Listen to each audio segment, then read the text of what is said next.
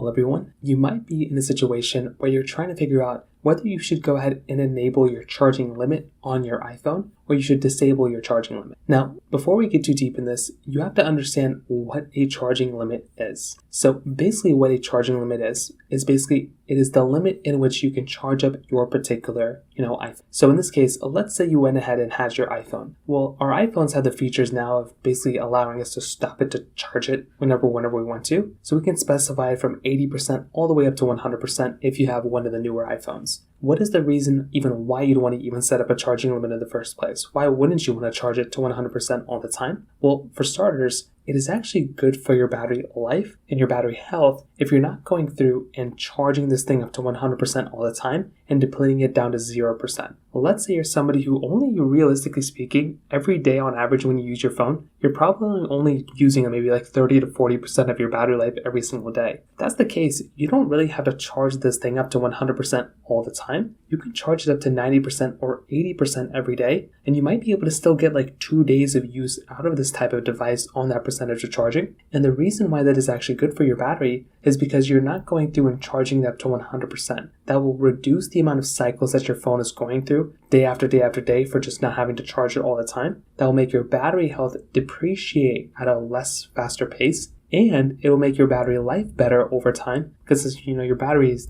not going down in terms of the milliamps inside of it. Now, some disadvantages of basically going through and if you're going through and enabling it, you're going to have to remember that your battery life won't last that long. So you're not going to be getting that full 100% if you're putting a charging limit on it. So let's say you're going through and you're using your phone as you would normally every single day. And let's say you only use like 30 to 40%. Well, that 80% is going to be fine. But let's say you're going through and you're not going to be, let's say you need it at 100%. Let's say one day you just end up using your phone like crazy, or you update your phone and it's giving you some really weird issues and the battery's going, through crazy on it. Well, in a situation like that, you might wish you had charged up to 100%. So if you're unexpectedly changing your situation in terms of your battery life, well, that might be one thing that you might have to keep in mind therefore. That's very rare, and most of the time you might be able to go through and change it physically inside of your iPhone settings application anyway. But if you're in a situation where you're away from your charger and you needed like an extra 10 to 20% to finish off that day, well, it may have been nice to basically charge up your phone if you had that type of capability. But even then, you can still turn on airplane mode, you can turn on low power mode, and still get a little bit of battery life from your device as well. So in my personal opinion, in my personal use case,